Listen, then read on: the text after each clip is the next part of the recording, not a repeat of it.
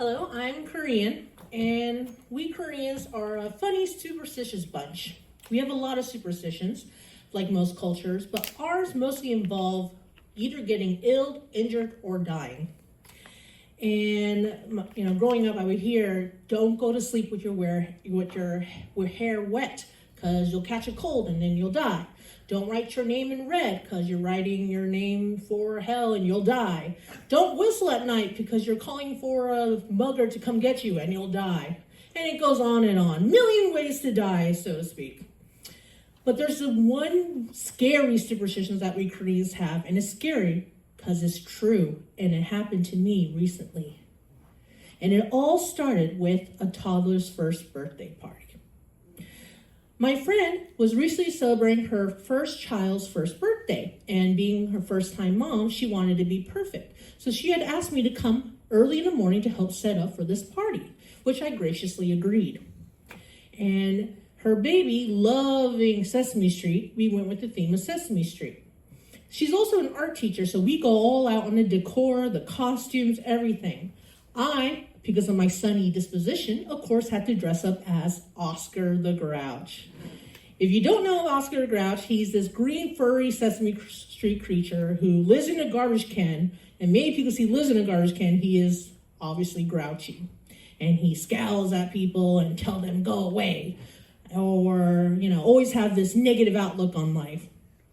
And so I got dressed in green, had a little Oscar the hat. My shirt had Oscar the Grouch on it as well. And so I come dressed up, ready to work. First task she assigned me is blowing up party balloons, which makes sense. She hands me the balloons and says, "Get to work." All right, so we start blowing up the balloons, and I take one, stretch it, which is a little trick if you never blew up balloons, is stretching it, and blow. And I blow again. But for some reason, it's not blowing up. I'm huffing and puffing like the wolf and the three little pigs and getting nowhere. And I go, maybe there's something special about these balloons. Maybe we need an air pump. After a few tries, I finally managed to blow up one balloon and eventually, through much effort, blow up the rest. I go on to the second task, which is getting the backyard ready for the guests, putting out toys, setting up chairs, and it's under the hot Florida sun. So my friend comes, gives me one of those little juice boxes for kids, and I graciously accept. I poke the straw in, take a large sip, and nothing comes out. I sip again. Maybe the straw's defective. So I try one more time, really taking a big air, and I finally was able to get the juice. Now, I'm not the sharpest tool in the shed, but I didn't really think of anything, so I dismissed all that. As kids and attendees kept coming, I decided to really envelop my Oscar the Grouch persona, start scowling and grimacing and shaking my fist at the kids, telling them, "Get off my yard," and all in great fun, chasing the kids around. They're screaming, and we're having fun, and I'm using my, pretending to use the piñata stick as a cane to really add to that Oscar the Grouch moment. And we went throughout the party. It wasn't until we took the group photo that I realized something wasn't quite right. We took the group photo and we all say cheese, and we all smile and cheese. We take another photo, cheese.